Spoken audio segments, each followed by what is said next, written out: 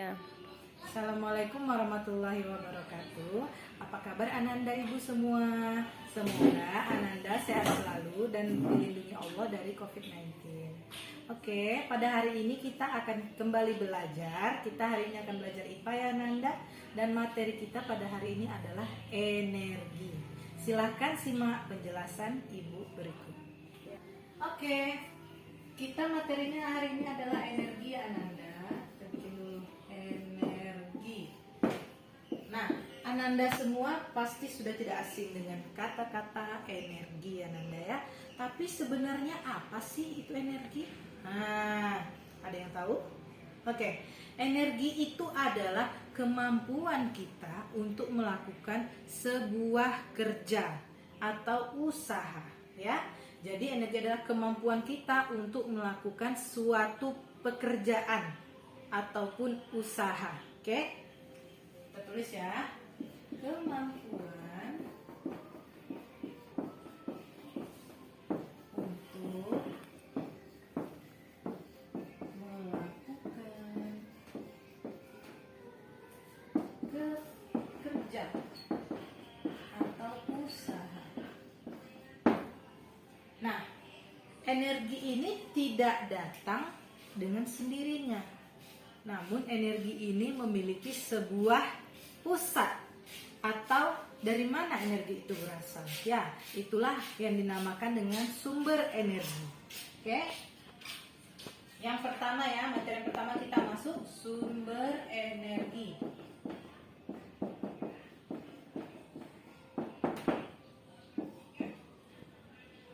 Pusat suatu energi itu berasal. Oke, sumber energi ini terbagi atas dua. Ada sumber energi primer dan energi sekunder. Oke, kita belajar yang pertama yang primer dulu ya. Sumber energi primer. Primer ini dikatakan sebagai primer itu adalah sumber energi yang utama, ya. Utama. Dikatakan sebagai sumber energi utama karena dia memang berasal dari satu sumber energi itu sendiri. Sedangkan sumber energi sekunder itu adalah sumber energi yang berasal dari sumber energi utama. Primer. Ya. Contohnya, yang pertama itu ada matahari. Nah, energi matahari ini biasa kita gunakan. Nah, sumber energi primer yang pertama yaitu contohnya adalah matahari. Nah, Ananda tahu energi matahari ini biasa kita gunakan untuk apa saja Ananda? Contoh ya. Yang pertama, untuk mengeringkan segala sesuatu ya, termasuk pakaian. Apalagi mengeringkan pakaian. Kalau di laut itu mengeringkan garam ya, mengeringkan ikan, kemudian mengeringkan kerupuk dan sebagainya. Oke? Kemudian selain itu untuk apa lagi Ananda? Untuk fotosintesis tumbuhan. Maksudnya apa Bu fotosintesis? Jadi bukan hanya manusia saja yang membuat makanan. Tumbuhan dia juga membuat makanan. Kalau manusia membuat makanan menggunakan kompor yang ada apinya, kita memasak. Kalau tumbuhan dia menggunakan cahaya matahari sebagai api untuk dia memasak makanan. Oke? Untuk fotosintesis ya. Fotosintesis.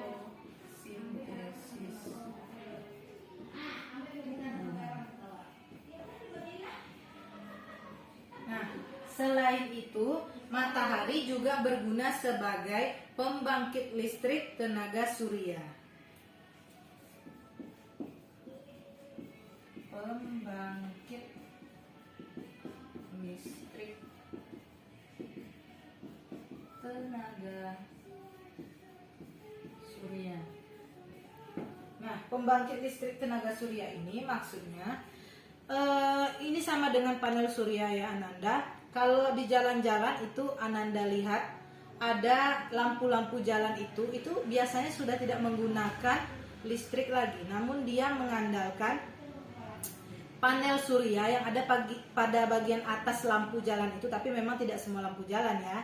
Yang itu dia akan berbentuk seperti miring seperti ini di atas lampu itu gunanya untuk menyerap cahaya matahari yang kemudian akan diubah energinya menjadi energi listrik, sehingga lampu jalan itu pada malam harinya akan menyala, sedangkan pada siang hari dia mencas listrik yang ada pada lampu jalan itu melalui panel surya tadi dengan cahaya matahari. Oke, lanjut. Yang energi yang kedua adalah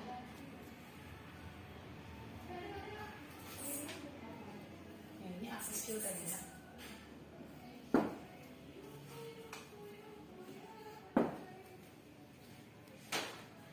Air ya, energi air. Nah, energi air ini biasanya kita gunakan untuk apa saja dalam kehidupan sehari-hari?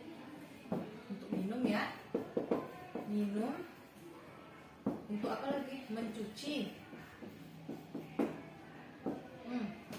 Untuk pembangkit listrik.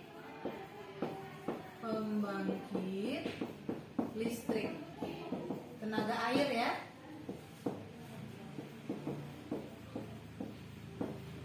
Nah, atau kita sebut sebagai PLTA. Kalau di Riau itu ada namanya PLTA Koto Panjang. Ya. Kemudian satu lagi kita gunakan untuk penggerak kincir angin. Kincir air. Penggerak kincir air ya.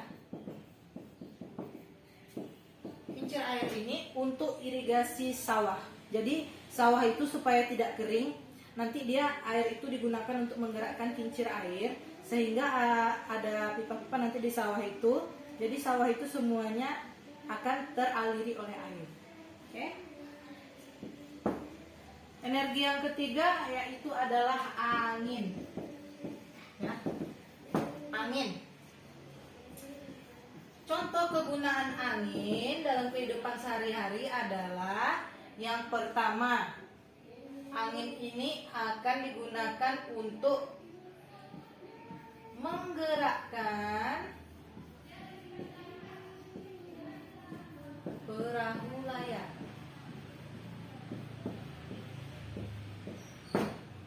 Menggerakkan perahu layar ya. Yang kedua, selain cahaya matahari, pakai tenaga angin kita juga bisa mengeringkan pakaian.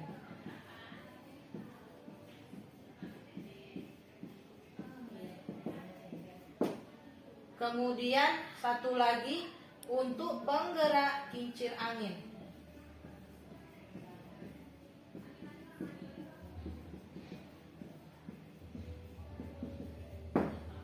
Oke, sampai di sini anak ibu paham?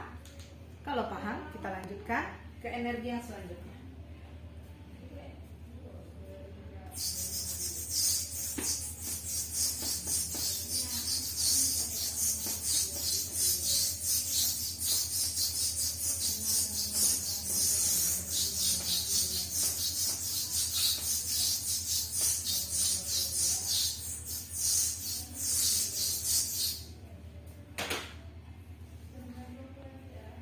Energi yang selanjutnya adalah energi makanan. Nah, energi makanan ini maksudnya adalah makanan yang kita konsumsi setiap hari. Jadi makanan yang kita konsumsi setiap hari itu nanti akan menjadikan kita memiliki energi untuk bergerak, ya. Contohnya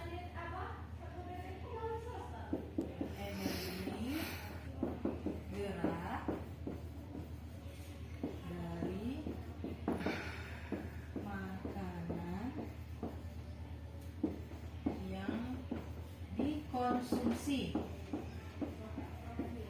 Nah, makanan yang menghasilkan energi ini biasanya adalah karbohidrat. Nah, apa saja contoh karbohidrat?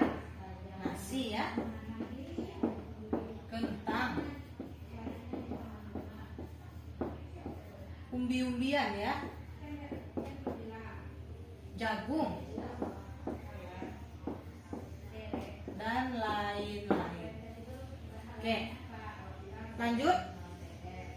Tadi kita sudah belajar tentang sumber energi primer. Sekarang kita akan belajar yang sekundernya. Sumber energi sekunder. Nah, sumber energi sekunder ini yang pertama ada energi bahan bakar. Bahan bakar fosil. Ya, bahan bakar fosil ini dihasilkan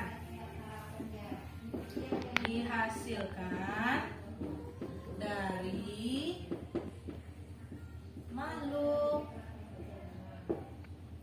makhluk hidup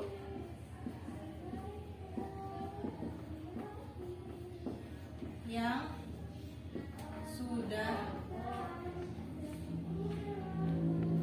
sudah mati ya. Dihasilkan dari makhluk-makhluk hidup yang sudah mati dan tertimbun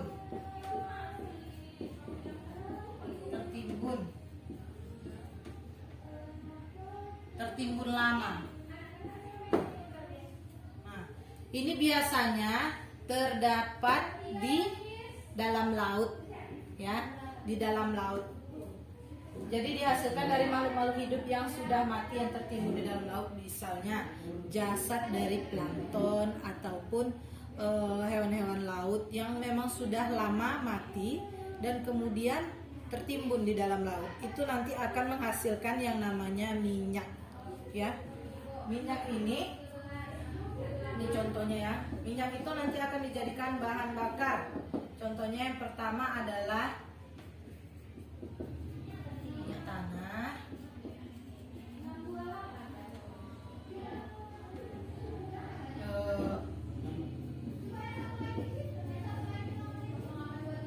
minyak apa lagi ya? Minyak tanah, minyak bensin, solar dan lain-lainnya nak ya. Pokoknya dia bahan bakar. Oke. Setelah bahan bakar fosil, selanjutnya kita masuk kepada energi listrik.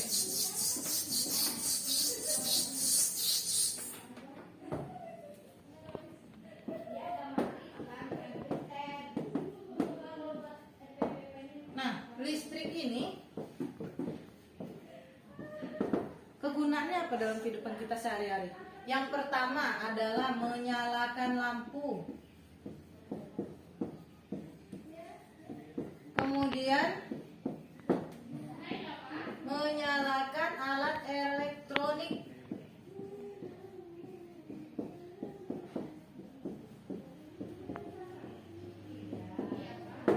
Dan lain sebagainya ya. Kalau listrik Ananda sendiri di rumah pasti sering menggunakan untuk berbagai hal ya, menghidupkan mesin air, untuk memasak nasi, untuk menghidupkan kulkas dan lain sebagainya ya. Oke? Nah, kita tadi sudah bahas tentang sumber energi. Sekarang kita masuk kepada perubahan energi.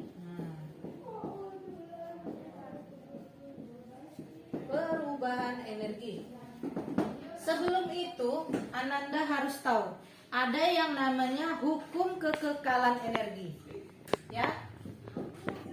Hukum kekekalan energi. Bunyinya seperti apa hukum kekekalan energi ini? Bunyinya adalah energi tidak dapat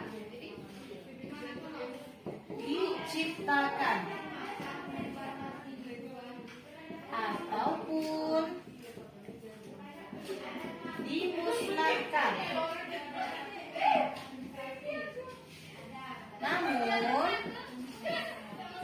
Energinya dapat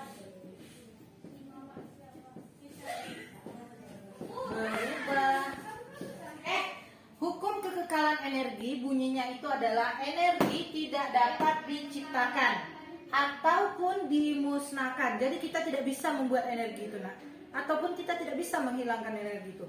Namun energi itu dapat kita ubah dari satu bentuk ke bentuk lainnya. Oke? Oh, contohnya seperti apa, Bu? Energi apa saja yang dapat dirubah? Nah, mari kita simak.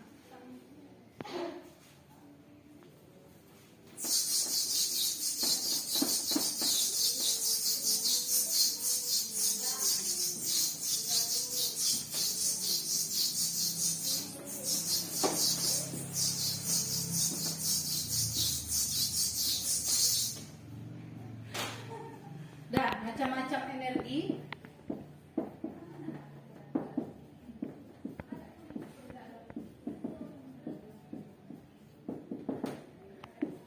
Yang pertama, energi panas. Kalor ya nama lainnya, atau energi panas. Yang kedua, energi gerak. Yang ketiga, energi listrik. Yang keempat, energi cahaya. Dan yang terakhir adalah energi kimia. Masing-masing energi ini ada contohnya ya, Anda. Energi kalor atau panas. Benda yang menghasilkannya adalah contohnya yang pertama setrikaan. Adalah energi gerak. Contohnya kipas angin. Lalu ada energi listrik. Contohnya adalah yang biasa kita gunakan untuk menghidupkan kulkas misalnya. Nah, lanjut energi cahaya, ya ini untuk lampu ya. Dan energi kimia ini biasanya digunakan pada baterai. Nah, mari kita lihat perubahan energinya. Ibu kasih satu contoh benda. Misalnya, yang pertama contoh bendanya adalah blender. Blender ini dia menggunakan energi listrik untuk bisa menyalakan, ya kan? Jadi berarti kita bikin di sini listrik ya. Energi listrik ini kemudian diubah menjadi energi. Kalau blender itu seperti apa? Berputar kan? Nah, dia bergerak. Energi listrik dirubah menjadi energi gerak. Contoh lainnya adalah kipas angin. Kipas angin juga dinyalakan menggunakan listrik. Dia menggunakan energi listrik, kemudian akan diubah menjadi energi gerak juga. Karena kipas angin juga bergerak. Oke, contoh lainnya lilin. Lilin itu sama seperti baterai. Dia melalui proses kimia ya. Jadi lilin itu adalah energi kimia yang dirubah menjadi dua energi. Tidak hanya satu energi saja yang bisa dihasilkan dari perubahan energi ini, bisa jadi dua juga ya. Karena lilin ini kalau kita berada di sekitar lilin pasti akan terasa panas. Jadi dia dari energi kimia dirubah menjadi energi panas dan energi cahaya. Sampai di sini Anda paham? Oke. Sekianlah pembelajaran kita hari ini. Semoga Anda semua dapat memahami pembelajaran kita. Tadi kita sudah belajar tentang sumber energi, kemudian tentang perubahan energi. Nah, untuk selanjutnya Ibu akan memberikan latihan kepada Ananda. Mudah-mudahan Ananda dapat mengerjakannya sesuai dengan panduan yang sudah Ibu jelaskan tadi. Sekian penyampaian materi dari Ibu. Apabila ada kesalahan, Ibu mohon maaf. Wabillahi taufiq wal hidayah. Wassalamualaikum warahmatullahi wabarakatuh.